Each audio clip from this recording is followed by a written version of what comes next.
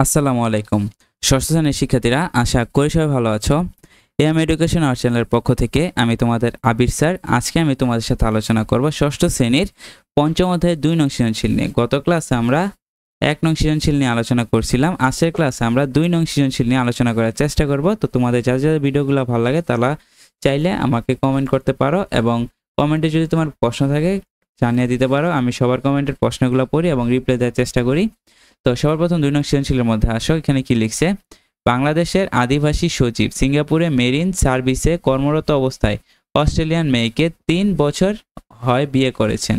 Singapore থেকে স্ত্রীকে নিয়ে আমেরিকা একটি জাহাজে করে তিনি অস্ট্রেলিয়ায় যাচ্ছিলেন। অস্ট্রেলিয়ায় পৌঁছানোর পূর্বে জাহাজে তাদের মেয়ে মারিয়ার জন্ম হয়।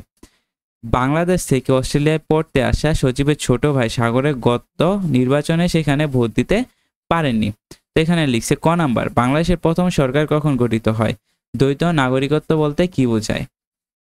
ঠিক আছে, তো আমরা উত্তরের মধ্যে চলে আসি। তো দেখো বাংলাদেশের প্রথম সরকার কখন গঠিত হয়? এখানে কি লিখছে দেখো, বাংলাদেশের প্রথম সরকার গঠিত হয় 10 এপ্রিল 1971 সালে। ঠিক আছে, দেন দেখো দ্বিনাগরিকত্ব বলতে কি বোঝায়? দ্বিনাগরিকত্ব বলতে বোঝায় একই সঙ্গে দুটি রাষ্ট্রের নাগরিকত্ব লাভকে। কোনো বাংলাদেশি মা বাবার সন্তান আমেরিকায় জন্মগ্রহণ করলে সে স্বাভাবিক নিয়মে ওই দেশের নাগরিক হয়। অন্যদিকে মা বাবা বাংলাদেশি হয় সে বাংলাদেশেরও নাগরিক। এই ক্ষেত্রে সে প্রাপ্তবয়স্ক হলে যে কোনো একটি রাষ্ট্রের নাগরিকত্ব গ্রহণ করতে পারে আর ইচ্ছা করলে দুটি রাষ্ট্রেরই নাগরিকত্ব রাখতে পারে। এ ধরনের নাগরিকত্বকে দ্বিনাগরিকত্ব বলা হয়।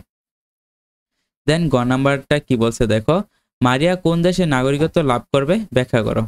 দেখো মারিয়া কোন দেশে নাগরিকত্ব লাভ করবে? মারিয়ার জন্মস্থান নীতি অনুসারে আমেরিকা এবং জন্মসূত্র নীতি অনুযায়ী বাংলাদেশ ও অস্ট্রেলিয়ার নাগরিকত্ব লাভ করবে। নাগরিকত্ব লাভের সূত্র অনুযায়ী আমরা জানি, জন্মসূত্র অনুযায়ী বাবা মা যে দেশের নাগরিক, সন্তান যে দেশে জন্মগ্রহণ করুক সেও সে দেশের নাগরিক। আবার জন্মস্থান নীতি অনুযায়ী বাবা মা যে দেশের নাগরিক হোক না কেন, সন্তান যে দেশে জন্মগ্রহণ করবে সে সেই দেশের নাগরিক বলে বিবেচিত হবে। তাছাড়া এই নীতি অনুসারে দেশের জাহাজ বা দূতাবাস কোনো শিশু জন্মগ্রহণ করলে সন্তান সে দেশের নাগরিক বলে বিবেচিত হবে। উদ্দীপকের মারিয়ার জন্ম ও তার পিতামাতার নাগরিকত্ব বিশ্লেষণ করলে আমরা পাই, জন্মস্থান নীতি অনুযায়ী মারিয়া আমেরিকান নাগরিক বলে বিবেচিত হবে। আবার জন্মসূত্র নীতি অনুযায়ী মারিয়া বাংলাদেশি বাবা ও অস্ট্রেলিয়ান মায়ের সন্তান বলে অস্ট্রেলিয়ার নাগরিক বলে বিবেচিত হবে। সুতরাং বলা যায় উপরিক্ত 3টি দেশের নাগরিক হওয়ার সৌভাগ্য অর্জন করেছেন। দেন গ নাম্বারটা কি দেখছে? গ নাম্বারটা, সজীব বা সাগরের নাগরিক অধিকার ভিন্ন, উত্তরের সপক্ষে যুক্তি দাও। তো দেখো, সজীব বা সাগরের নাগরিক অধিকার ভিন্ন মন্তব্যটি সঠিক। নাগরিকত্ব লাভের দুটি প্রধান উপায়ের একটি হচ্ছে জন্মস্থান নাগরিকত্ব লাভ, অন্যটি অনুমোদন সূত্রে নাগরিক লাভ। যারা জন্মসূত্রে রাষ্ট্রের নাগরিকত্ব লাভ করে তারা জন্মসূত্রে নাগরিক। অপরপক্ষে যারা আবেদনের মাধ্যমে কোনো দেশের নাগরিকত্ব লাভ করে তারা অনুমোদন সূত্রে নাগরিক।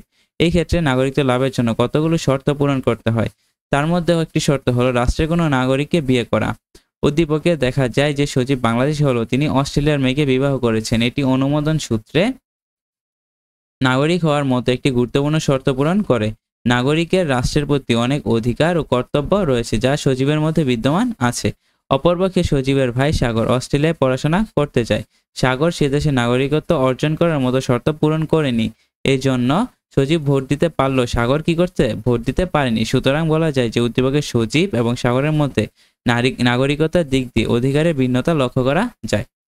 তো শিক্ষার্থীরা, আজকের ক্লাসে আমরা 2 নং সৃজনশীল নিয়ে আলোচনা করলাম। পরবর্তী ক্লাসে আমরা ষষ্ঠ অধ্যায়ের নাম হচ্ছে বাংলাদেশের পরিবেশ। এই অধ্যায়ে সৃজনশীলগুলো নিয়ে আলোচনা করার চেষ্টা করবো। তোমাদের যদি ভিডিওটা ভালো লাগে তাহলে আমাকে কমেন্টে জানাই দিও। আজকের ভিডিওটা এ পর্যন্তই ছিল। আল্লাহ হাফেজ।